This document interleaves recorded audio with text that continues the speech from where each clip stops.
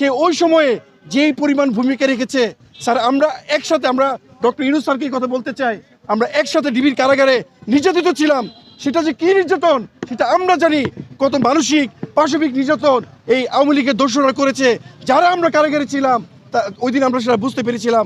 আমার সাথে যারা যারা কারাগারে ছিল আমরা সেদিন সেটা বুঝতে পেরেছি। আমাদের বক্তব্য একটাই, আমাদের দেশে যেহেতু বৈষম্যহীনতার জন্য স্বৈরাচার হাসিনাকে এই বাংলাদেশ থেকে বিদায় করা হয়েছে, এই বাংলাদেশে আর কোনো জন্য স্বৈরাচার হাসিনার এই কোনো প্রভাব যেন বিস্তার না করে, এই ব্যাপারে আমরা সবাই প্রতিজ্ঞাবদ্ধ।